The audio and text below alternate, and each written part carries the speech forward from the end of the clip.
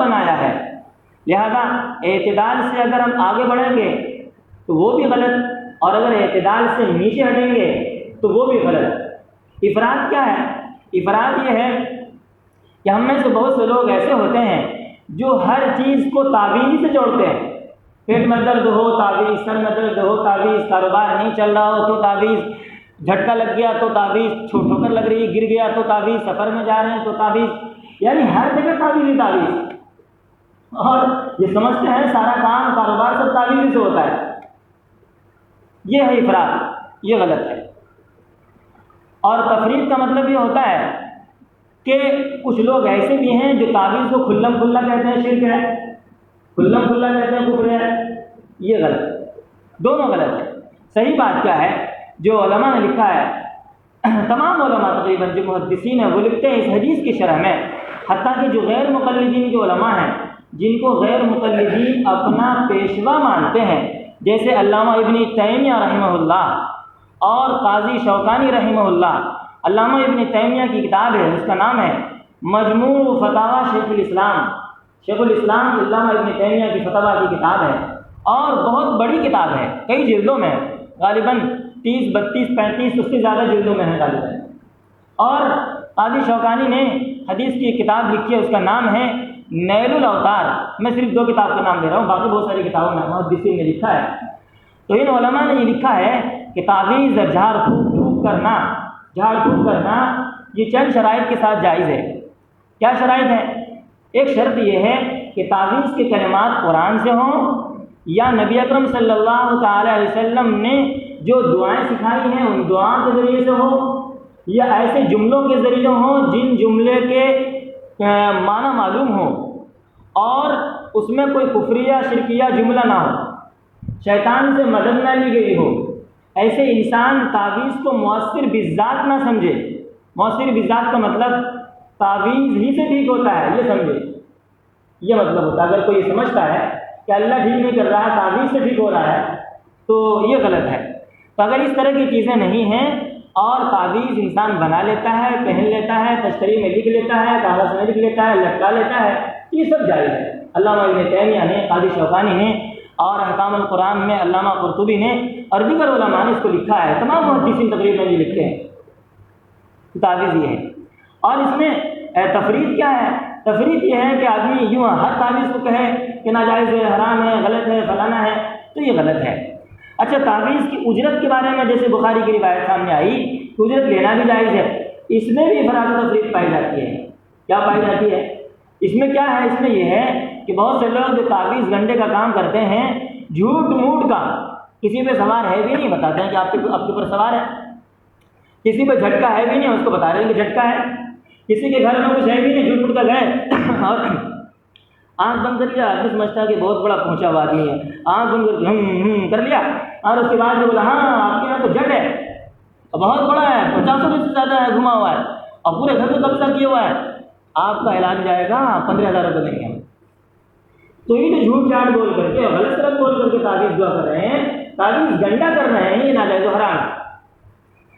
باقی اگر کوئی آدمی قرآن کریم کی آیات سے یا حدیث نبویہ کی کسی دعا سے یا اللہ سے دعا کرتا ہے، اللہ یہ بیمار آدمی آپ کے شفا عطا فرما دیجیے، اور کچھ لکھ کے دے دیتا ہے، تو یہ صحیح ہے۔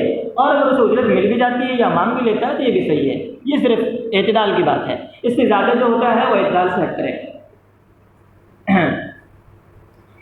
تو سورہ فاتحہ کا ایک نام ہے شافیہ، شفا دینے والی، اور سورہ فاتحہ کا ایک نام ہے سوال، سورۃ السوال۔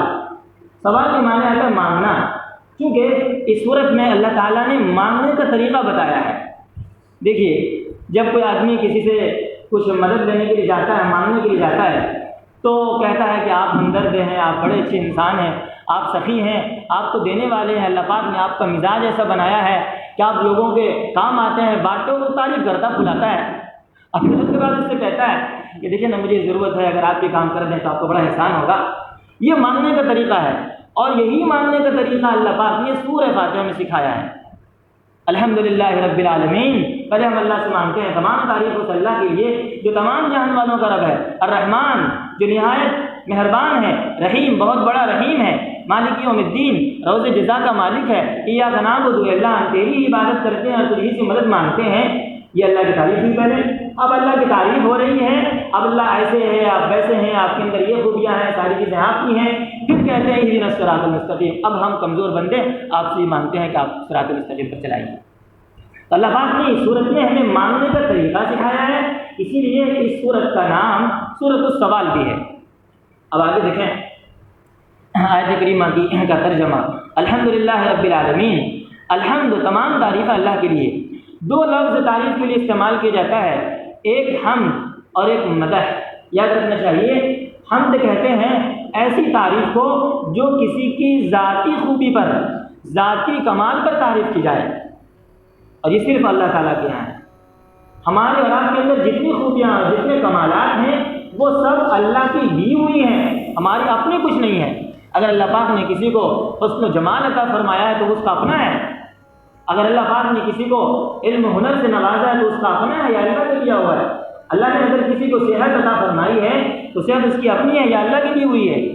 اگر کسی کو اللہ پاک نے دولت عطا فرمائی ہے تو یہ دولت اس کی ہے یا اللہ کی دی ہوئی ہے؟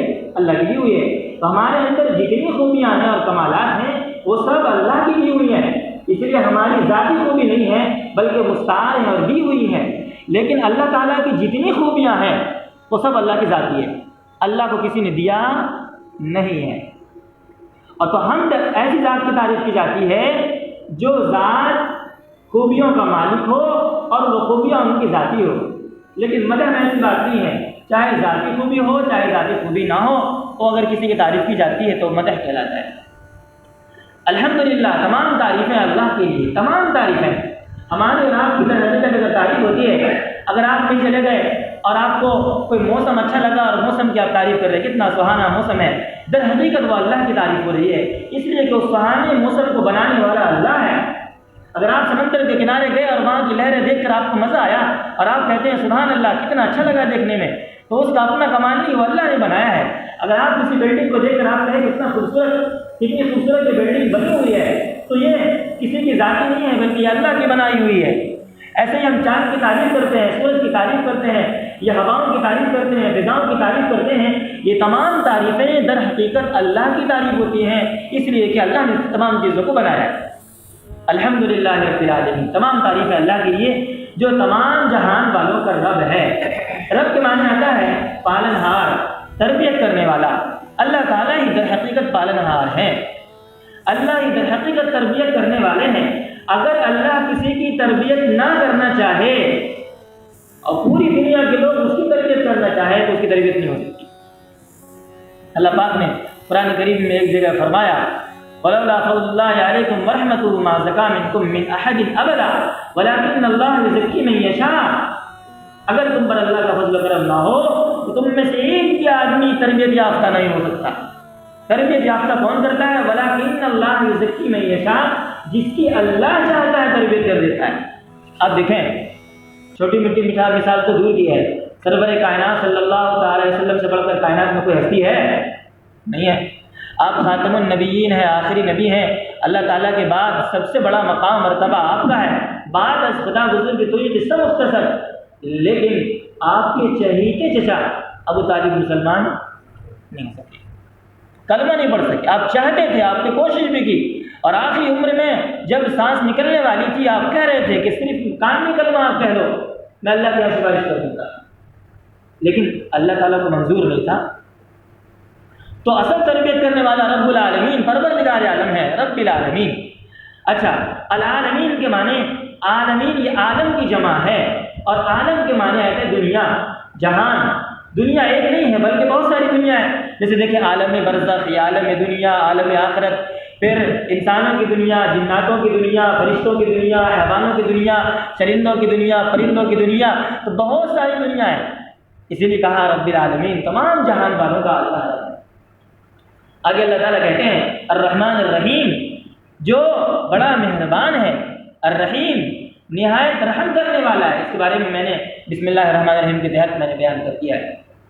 آگے اللہ تعالیٰ کہتے ہیں مالک یوم الدین، کہ اللہ تعالیٰ روز جزا کا مالک ہے۔ دین کے معنی ہے یہاں رو جزا، بدلہ، یعنی روز جزا کا مالک ہے۔ آج دنیا کے اندر ظاہری طور پر ہم چیزوں کے مالک ہیں، مثال کے طور پر ہم اپنی گاڑی کے مالک، اپنے گھر کے مالک، اپنے دکان کے مالک، اپنی زمین کے مالک۔ ایسے ہی جن جن علاقوں میں بادشاہت ہے تو جو بادشاہ اپنے اپنے علاقے کا مالک ہے، ظاہری طور پر مالک ہے، حقیقتاً اگر کوئی مالک ہے تو اللہ رب العزت ہی ہے، پوری کائنات کا اللہ مالک ہے۔ کیسے؟ اللہ تعالیٰ جب ہلاک کرنے پر آتا ہے سب اپنے آپ کو بھول جاتے ہیں، تمام چیزوں کو بھول جاتے ہیں۔ دیکھیں غالباً